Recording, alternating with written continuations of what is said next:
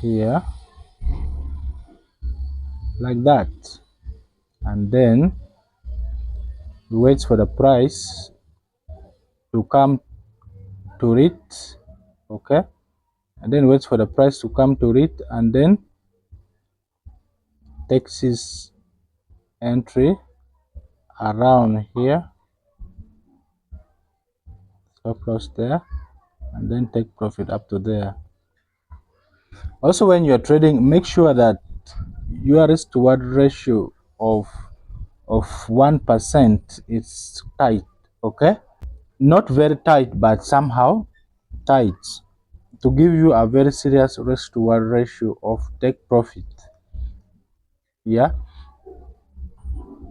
your entry will be around here, because this other block has been filled.